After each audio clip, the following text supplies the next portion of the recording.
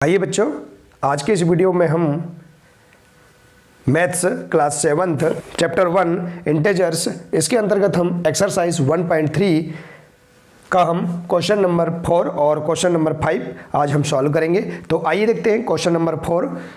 देखिए question number 4 है -1 गुणा 5 से आरंभ करके विभिन्न गुणनफलों द्वारा कोई पैटर्न दर्शाते हुए -1 गुणा -1 बराबर 1 को निरूपित कीजिए। देखिए यहाँ कह रहा है कि -1, इसे हम सॉल्व करेंगे। देखिए आइए हम समझते हैं। -1 गुणा 5 से आरंभ करके शुरू करके विभिन्न गुणनफलों द्वारा कोई पैटर्न दर्शाइए। देखिए हम इससे आरंभ करेंगे और विभिन्न गुणनफलों के द्वारा हम पैटर्न को दर्शाएंगे और दर्शाते हुए हमें -1, देखिए -1 गुणा -1 बराबर 1 हमें निरूपित करना है। तो देखिए इसके लिए हम यहाँ समझेंगे, एक आरेख के माध्यम से हम यहाँ समझते हैं। देखिए इस आरेख में हम यहाँ समझेंगे। देखिए यहाँ 0 है, 1 2 3 4 5। इस साइड देखिए -1 -2 -3 -4 और -5। देखिए इस प्रकार से यहाँ संख्या रेखा है। यहाँ देखिए संख्या रेखा आरेख है, हम इसमें समझेंगे। देखिए यहाँ देखिए इस 5 से हम स्टार्ट करेंगे, 5 से 4, फिर 3, फिर 2, फिर 1, फिर 0 और -1 तक हम देखेंगे। देखिए तो हमें इस -1 तक, क्योंकि यहाँ देखिए दिया है कि -1 गुणा -1 बराबर 1 हमें निरूपित करना है। तो आइए हम इसे हल करते हैं। देखिए हम यहाँ पर विभिन्न गुणनफलों का पैटर्न तैयार करते हैं। देखिए हमें यहाँ से इसे प्रारंभ करते हैं। -1 गुणा 5 बराबर, देखिए हम इसका गुणा इसमें करेंगे तो क्या आएगा, 5 एकम 5 आएगा। और यहाँ देखिए माइनस और प्लस है, तो माइनस और प्लस का हम गुणा करेंगे तो क्या प्राप्त होगा, हमें माइनस ही प्राप्त होगा। इसी प्रकार से देखिए अगला देखते हैं हम यहाँ पर -1 गुणा 4। देखिए क्योंकि हमें संख्या रेखा, क्योंकि हमें यहाँ -1 तक निरूपित करना है तो इसके लिए हम देखेंगे 5 फिर 4। तो देखिए अब इसका गुणा करेंगे तो क्या आ जाएगा, -1 गुणा 4 बराबर क्या आएगा, 4 एकम 4 और माइनस और प्लस का गुणा करेंगे तो -4। इसी प्रकार से देखिए -1 गुणा 3 बराबर क्या प्राप्त होगा, हमें 3 एकम 3 और माइनस और प्लस का हम गुणा करेंगे तो माइनस ही प्राप्त होगा। इसी प्रकार से देखिए -1 गुणा 2 बराबर क्या प्राप्त होगा, 2 एकम 2 और माइनस और प्लस का गुणा करेंगे तो माइनस ही प्राप्त होगा। और इसी प्रकार से देखिए -1 गुणा 1 बराबर, देखिए 1 और 1 का हम गुणा करेंगे तो 1 प्राप्त होगा और माइनस और प्लस का गुणा करेंगे तो माइनस प्राप्त होगा। और इसी प्रकार से -1 गुणा 0, देखिए क्योंकि संख्या रेखा में 1 के बाद 0 भी है, क्योंकि हमें -1 तक हमें निरूपित करना है तो इसके लिए हम देखेंगे यहाँ 0 का भी गुणा करेंगे तो क्या प्राप्त होगा, हमें किसी भी संख्या में यदि हम 0 का गुणा करते हैं तो हमें 0 ही प्राप्त होगा।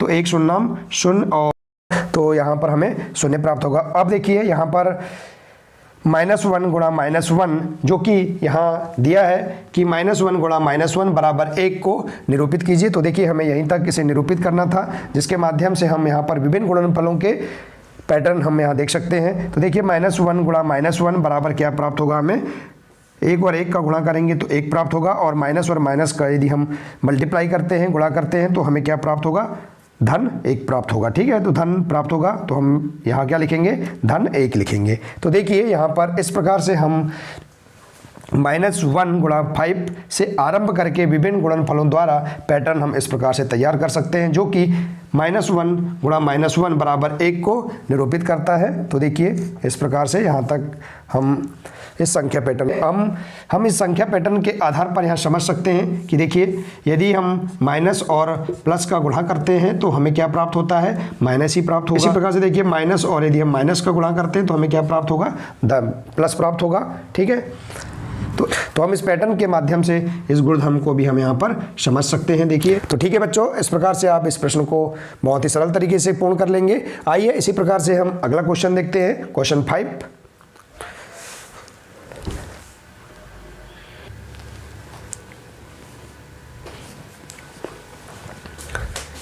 तो आइए बच्चों, इसी प्रकार से हम देखते हैं क्वेश्चन 5। यहाँ दिया है क्वेश्चन 5, उचित गुणों का उपयोग करते हुए गुणनफल ज्ञात कीजिए। देखिए, हमें यहाँ पर उचित गुणधर्म का प्रयोग करते हुए यहाँ जो सवाल दिए हैं इनका गुणनफल ज्ञात करना है। देखिए, हम इन सवालों में डायरेक्ट हम इसे सॉल्व कर सकते हैं, लेकिन हमें उचित गुणों का उपयोग करते हुए इन सवालों को सॉल्व करना है। तो देखिए, यहाँ पर हम गुणधर्म समझ लेते हैं। जैसे कि हमारे पास एक क्रम विनिमय गुणधर्म है, जैसे कि a गुणा b कोष्टक में गुणा c बराबर, यदि हम इनका क्रम परिवर्तित भी कर देंगे तो इसके जो मान है इसमें कोई प्रभाव नहीं पड़ेगा। जैसे कि देखिए, इसमें यदि हम a गुणा b गुणा c इस प्रकार से भी अगर गुणा करते हैं तो इसके मान कैसे होंगे, समान होंगे। इसी प्रकार से देखिए, दूसरा गुणधर्म है, यदि दूसरा गुणधर्म है वितरण नियम। वितरण नियम है कि यदि a गुणा b धन c बराबर क्या होगा, इस a का इस b से भी गुणा होगा और इस a का इस c से भी गुणा होगा। जैसे कि यहाँ दिया है a गुणा b धन a गुणा c। ठीक है, तो इस प्रकार से हम यहाँ पर इन गुणधर्मों का प्रयोग करते हुए इन सवालों को सॉल्व करेंगे। तो देखिए, आइए हम इस a नंबर के सवाल को सॉल्व करते हैं। देखिए, तो देखिए यहाँ दिया है, इसे हम एक बार लिख लेते हैं। 26 गुणा -48 धन -48 गुणा -36। तो देखिए, इस सवाल में यहाँ पर वितरण नियम लागू होता है। जैसे कि देखिए, वितरण नियम में क्या है, a गुणा b धन b गुणा c बराबर क्या होगा, यहाँ कॉमन निकल जाएगा a गुणा b धन c। देखिए, तो इस प्रकार से यहाँ पर वितरण नियम का पालन करते हुए इसे हम सॉल्व करेंगे। तो आइए इसे हल करते हैं। देखिए, यहाँ पर वितरण नियम इस प्रकार से इसे यहाँ दर्शाया गया है। तो देखिए, हम यहाँ पर जैसे a को कॉमन निकाला है, इसी प्रकार से यहाँ इसमें से हम कॉमन निकालेंगे। तो देखिए, यहाँ पर -48 भी इस पद में दिया है और यहाँ पर भी इस पद में -48 है। तो हम इस -48 को हम कॉमन निकाल लेंगे। ठीक है, कॉमन निकालने के बाद क्या बचेगा, देखिए b धन c, इसी प्रकार से यहाँ क्या आ जाएगा, 26 धन -36। ठीक है, इस प्रकार से हम इसे लिख देंगे। देखिए, यहाँ पर 2 कोष्टक लग रहे हैं, इसलिए हम इसे बड़े कोष्टक में लिख देंगे। ठीक है, अब इसे आगे हल करेंगे तो क्या आएगा, देखिए हम इसे सॉल्व करते हैं। -48, अब इसे हम सॉल्व करेंगे तो क्या होगा, कोष्टक हटेगा तो धन ऋण का ऋण, तो यहाँ क्या आएगा 26 ऋण 36। ठीक है, और इसके आगे देखेंगे -48। अब देखेंगे यहाँ पर धन ऋण का ऋण, संख्या घटेगी परंतु बड़ी संख्या का क्या चिन्ह है, ऋण चिन्ह है, तो ऋण चिन्ह लगेगा। अब हम 36 में से 26 हटाएंगे तो यहाँ क्या आएगा, 10 आएगा।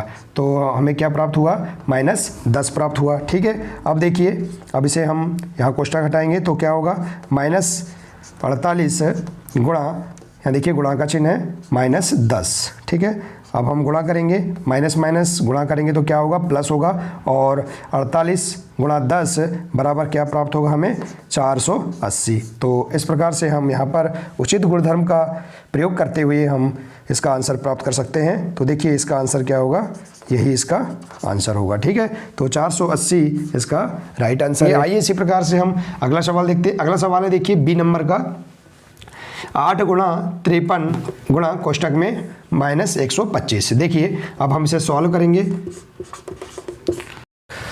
तो देखिए, यहाँ हम इसे पहले लिख लेते हैं, 8 गुणा 53 गुणा 125। ठीक है, अब देखिए यहाँ पर गुणधर्म लगेगा क्रम विनिमय नियम। क्रम विनिमय नियम में क्या कि a गुणा कोष्टक में b धन b गुणा c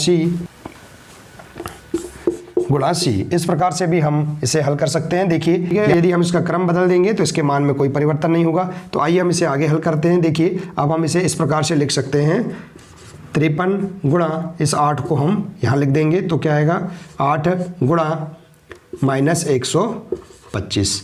ठीक है, अब देखिए इसे आगे हल करेंगे। 53 गुणा इसका हम इससे गुणा करेंगे तो देखिए यहाँ प्लस है और यहाँ माइनस है, तो माइनस प्लस का गुणा होगा तो क्या होगा, माइनस होगा। और हम इस 8 का गुणा 125 में करेंगे तो कितना प्राप्त होगा, देखिए 8 पंचे 40, 40 की शून्य, हासिल का 4 और 8 दूनी 16, 16 और 4 कितना होगा 20, 20 की शून्य, हासिल का 2 और 8 एकम 8, 8 और 2 10। ठीक है, तो हमें क्या प्राप्त होगा, -1000 प्राप्त होगा। अब हम देखिए इसे आसान तरीके से हम इसका गुणा कर सकते हैं। देखिए यहाँ पर गुणा करेंगे तो धन ऋण का ऋण, ठीक है ऋण, और हम 53 का गुणा 1000 में करेंगे तो देखिए 53 एकम 53 और यहाँ 3 शून्य है तो हम 3 शून्य से लगा देंगे। तो ठीक है, हम देखिए आसान तरीके से यहाँ पर इसका गुणा करके हम आंसर प्राप्त कर सकते हैं। तो यही इसका क्या होगा, आंसर होगा। तो देखिए बच्चों, इस प्रकार से आप इस सवाल को सॉल्व कर सकते हैं। आइए इसी प्रकार से हम अगला सवाल देखते हैं। अगला सवाल दिया है, देखिए 15 गुणा, इसे हम सॉल्व करते हैं। देखिए अगला सवाल है 15 गुणा -25 गुणा -4 गुणा -10। ठीक है, तो देखिए यहाँ पर हम समझ सकते हैं क्रम विनिमय नियम गुणधर्म को हम देखते हुए सॉल्व करेंगे। तो आगे हल करते हैं। देखिए यहाँ इस एक ये पद है और एक ये पद है, इसको हम हल करेंगे तो क्या आएगा, देखिए 15 गुणा, तो हम यहाँ पर इस पद को हल कर लेते हैं, गुणा ऋण का धन होगा। ठीक है, और यहाँ क्या आ जाएगा, 4 धाम 40, तो यहाँ पर 40 आ जाएगा। अब हम देखिए इसके आगे हल करेंगे, 15 गुणा यहाँ धन ऋण का ऋण, इसे हम पहले सॉल्व कर लेते हैं। तो धन ऋण का क्या होगा, ऋण होगा, और 25 का हम इस 40 में गुणा करेंगे तो क्या आएगा, 25 चौके 100 और 1 शून्य लग जाएगा तो कितना होगा, यहाँ 1000 होगा। ठीक है, ये इसके आगे हल करेंगे, 15 में हम 1000 का -1000 का गुणा करेंगे तो यहाँ देखिए धन ऋण का ऋण होगा और 15 एकम 15 और ये 3 शून्य लग जाएंगे तो क्या होगा यहाँ पर -15000। ठीक है, तो इस प्रकार से हमें यहाँ पर आंसर प्राप्त हो जाएगा। तो यही इसका आंसर होगा।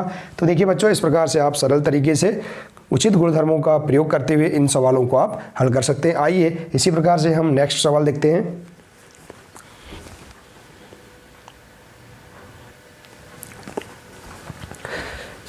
आइए बच्चों, इसी प्रकार से हम डी नंबर का सवाल देखते हैं। देखिए यहाँ दिया है, इसे हम सॉल्व करेंगे। देखिए यहाँ दिया है -41 गुणा 102। देखिए बहुत ही सरल सवाल है, इसे हम उचित गुणों का प्रयोग करते हुए इसे हल करेंगे। देखिए यहाँ पर हम इसे ऐसा लिख सकते हैं, -41 गुणा इस हम 102 को हम इस प्रकार से लिख सकते हैं, 100 धन 2। ठीक है, लिख सकते हैं क्योंकि 100 धन 2 बराबर क्या होगा, 102 ही होगा। तो अब देखिए यहाँ पर गुणधर्म क्या लग रहा है, ए गुणा बी धन सी। देखिए यहाँ वितरण नियम, देखिए यहाँ पर वितरण नियम लागू हो रहा है तो हम वितरण नियम के आधार पर इसे हल करेंगे।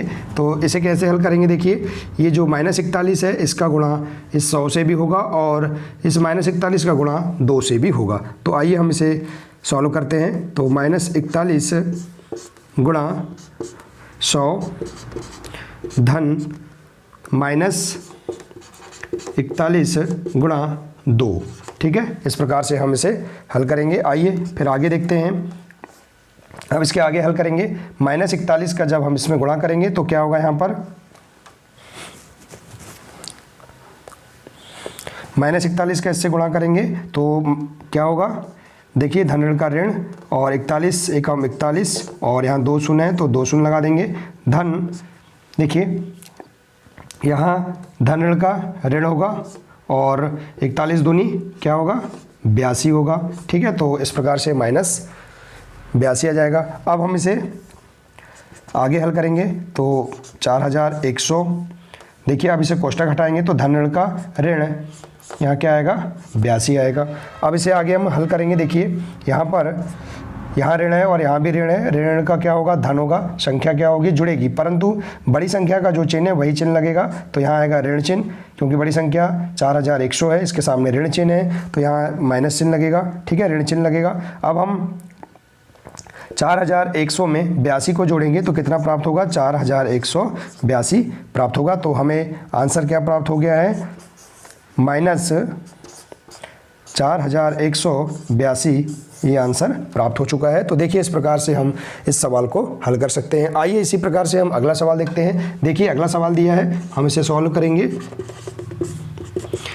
देखिए अगला सवाल है 625 गुणा -35 धन -625 गुणा 65, ठीक है। देखिए यहाँ पर इस प्रकार से सवाल दिया है। अब देखिए इस सवाल में हम देखेंगे, इस सवाल में यहाँ पर भी वितरण नियम का पालन करते हुए हम इस सवाल को हल करेंगे। तो देखिए आगे हम इसे हल करते हैं।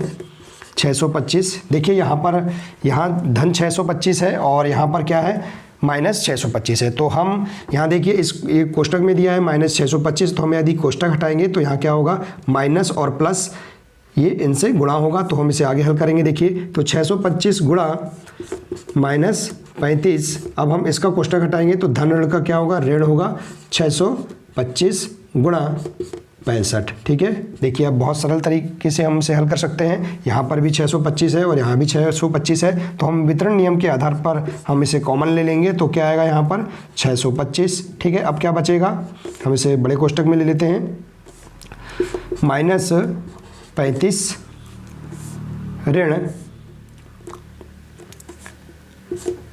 65, ठीक है। अब देखिए इसे आगे हल करेंगे। 625 गुणा, यहाँ गुणा का चिन्ह लगा सकते हैं हम। अब इसे हम आगे हल करेंगे तो -35 और या इस कोष्टक, इसमें हम यहाँ कोष्टक हटाएंगे तो क्या होगा, देखिए प्लस और माइनस, माइनस होगा तो -65 आएगा यहाँ पर, ठीक है। अब इसे देखते हैं आगे। 625 गुणा, अब देखिए यहाँ माइनस है और यहाँ माइनस है तो क्या होगा, माइनस माइनस प्लस होगा, ठीक है। मतलब संख्या, देखिए यहाँ ऋण और ऋण, यहाँ भी ऋण है और यहाँ भी ऋण है, तो संख्या क्या होगी, देखिए संख्या जुड़ेगी, लेकिन बड़ी संख्या का जो चिन्ह है वही चिन्ह लगेगा। तो बड़ी संख्या का चिन्ह ऋण चिन्ह है तो हम यहाँ ऋण चिन्ह लगाएंगे। अब देखिए 35 और 65 को हम जोड़ेंगे तो हमें कितना प्राप्त होगा, यहाँ पर 100 प्राप्त होगा, ठीक है। तो देखिए -100 प्राप्त हो गया। इसके बाद हम आगे हल करेंगे इसे। 625 गुणा -100, अब हम आगे हल करते हैं। अब हम इसे हल करेंगे तो क्या प्राप्त होगा, 625, यहाँ देखिए प्लस है और यहाँ माइनस है तो माइनस प्राप्त होगा। और 625 में हम 100 का गुणा करेंगे तो क्या आएगा, 625 एकम 625 और ये 2 शून्य है तो 2 शून्य को हम लगा देंगे, ठीक है। तो हमें आंसर -62,500 प्राप्त होगा, ठीक है। तो यही इसका आंसर है, ठीक है। इस प्रकार से आप उचित गुणों का प्रयोग करते हुए इस सवाल को भी इस प्रकार से हल कर सकते हैं। आइए इसी प्रकार से हम अगला सवाल देखते हैं। देखिए अगला सवाल दिया है, हम इसे सॉल्व करेंगे। अगला सवाल है 7 गुणा कोष्टक में 50 ऋण 2, ठीक है। इस प्रकार से दिया गया है। देखिए अब इस सवाल में हम देखेंगे यहाँ पर भी वितरण नियम लागू हो रहा है, लेकिन देखिए यहाँ पर ऋण चिन्ह है तो यह ऋण चिन्ह वाला वितरण नियम लागू होगा। जैसे क्या होगा, a गुणा b माइनस सी बराबर क्या होगा, a का गुणा b से भी होगा तो a गुणा b माइनस a गुणा c, ठीक है। तो इस प्रकार से हम यहाँ पर वितरण नियम को लगा सकते हैं। अब इसके आधार पर हम इसे आगे हल करेंगे। तो आइए आगे हल करते हैं। देखिए यहाँ 7 का गुणा इस 50 से भी होगा और इस 2 से भी होगा, ठीक है। तो हम गुणा करेंगे। देखिए 7 गुणा 50, ठीक है, और माइनस 7 गुणा 2, तो इसे आगे हल करते हैं। 7 पना 35, 350 आएगा, माइनस 7 दूनी 14, ठीक है। अब देखिए इससे हम घटा देंगे तो हमें क्या प्राप्त होगा, 336 प्राप्त होगा, ठीक है। तो यही क्या होगा, इसका आंसर होगा। तो इस प्रकार से हम यहाँ पर इसका आंसर प्राप्त कर सकते हैं, ठीक है बच्चों। आइए बच्चों इसी प्रकार से हम अगले सवाल देखते हैं।